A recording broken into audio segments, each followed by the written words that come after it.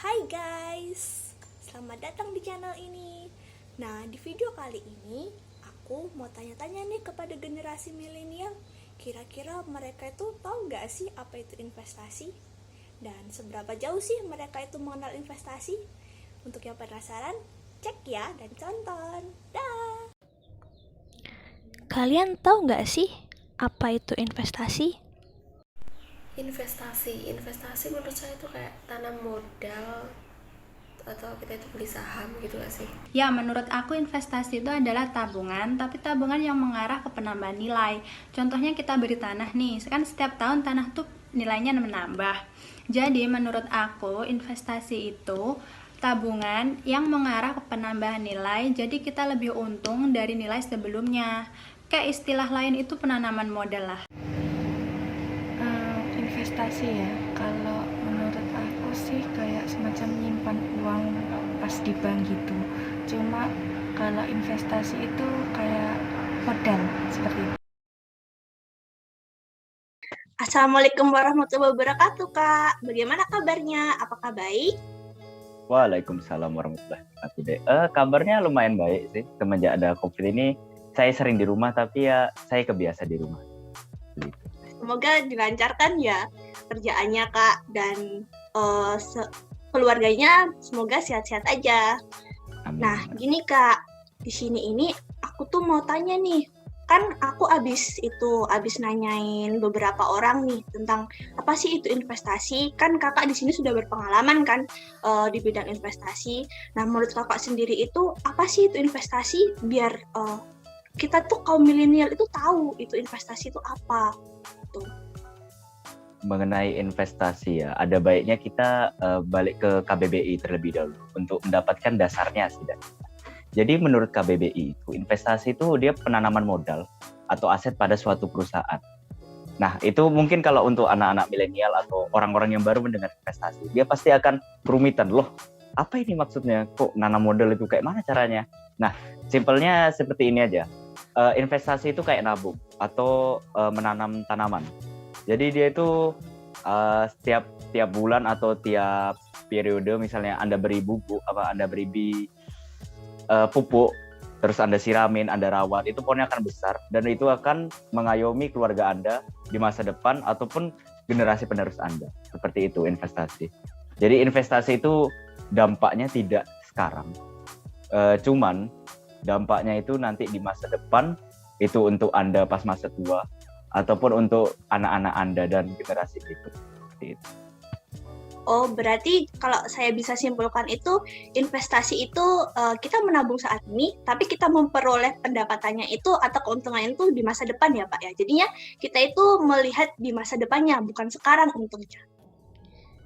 Menurut kalian antara saham, reksadana, dan obligasi itu sama atau enggak? Kalau obligasi saya kurang paham ya, tapi kalau saham sama reksadana mungkin hampir sama. Kalau reksadana itu kayak mungkin lebih ringannya, kalau saham itu resikonya lebih tinggi, mungkin kayak gitu ya. Jadi saham, reksadana sama obligasi itu sama. Kalau setauku loh ini ya, sama-sama investasi. Cuman setauku juga reksadana sama obligasi itu lebih aman daripada investasi saham. Gitu. Kalau untuk saham, reksadana sama obligasi itu apa ya? Kurang tahu Mbak, saya nggak paham. Terus lanjut ke nomor 2 ya Kak ya. Aku tuh nanya ke teman-teman aku itu tuh mereka tuh banyak yang nggak tahu bedanya apa itu saham, reksadana, dan obligasi. Mereka itu taunya, oh iya beda. Bedanya itu dari resikonya. Apakah benar Kak itu reksadana, saham, sama obligasi itu bedanya itu cuma di resikonya saja. Menurut Kakak itu bagaimana? Menurut saya tidak benar, tapi ada benarnya. Maksudnya seperti ini, resiko saham dan obligasi dan reksadana itu sangat berbeda. Di mana saham itu resikonya sangat tinggi jika kita tidak membeli yang blue chip ya. Jika kita hanya mencari perusahaan-perusahaan biasa, itu resikonya sangat tinggi. Namun kalau yang blue chip memang dia sudah lancar dan stabil. Nah, jika obligasi, kalau obligasi itu kan itu dia merupakan utang. Jadi yang menjual obligasi itu dia mempunyai tanggung jawab untuk lunasi. Jadi walaupun perusahaannya rugi, itu nanti dia tetap akan dapat keuntungannya tersebut dari obligasi. Nah, sedangkan reksadana, resikonya itu pada saat kita mencari orang yang dapat dipercaya. Maksudnya seperti ini, reksadana itu kan adalah orang ketiga. Dia itu adalah orang yang membantu kita melakukan penanaman modal atau investasi, maupun investasi saham ataupun obligasi. Nah, reksadana ini itu menurut saya sendiri itu masalahnya hanya di awal-awal.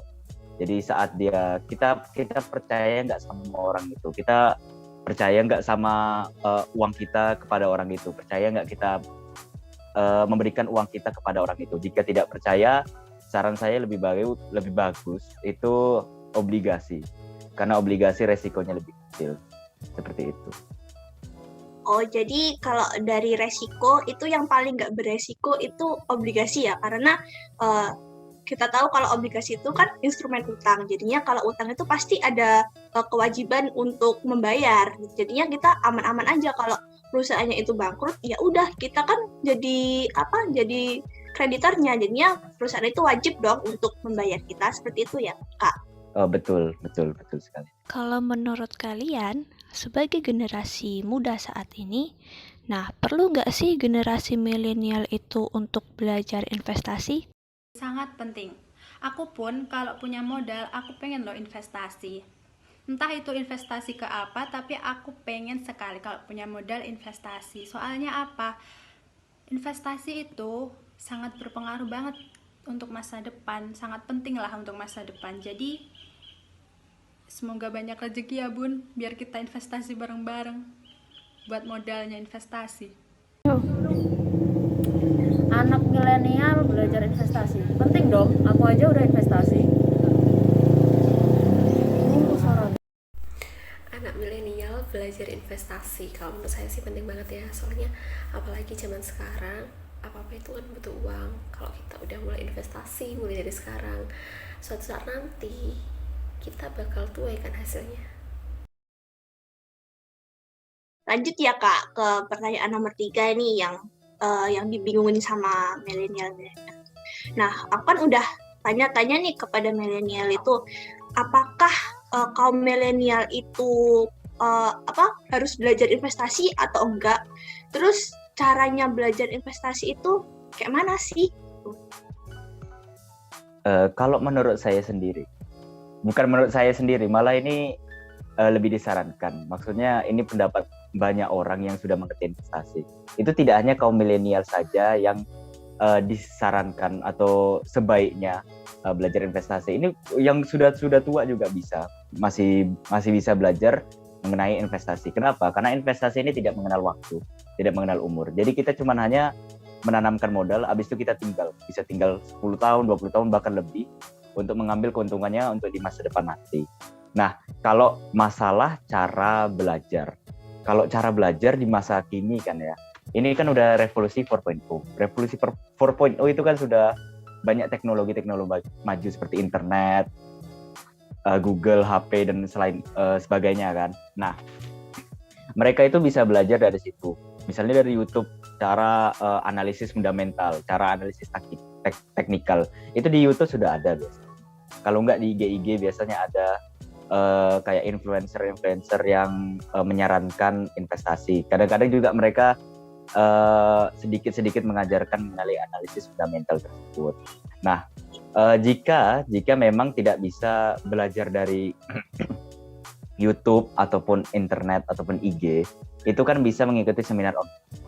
Karena setidaknya sekarang kan masa pandemi ya. Masa pandemi itu memang membawa berita buruk atau keadaan buruk kita. Tapi kalau kita ambil hikmahnya, seminar itu semakin mudah diakses. Karena seminar itu menggunakan media online. Jadi kita misalnya di rumah atau di kafe, itu bisa sambil dengerin seminar mengenai investasi. Jadi setidaknya sekarang, untuk tahun 2021 dan seterusnya, itu sebenarnya sudah tidak ada lagi kata tidak mungkin dalam belajar investasi. Karena informasi tentang investasi itu sudah banyak. Seperti itu menurut saya.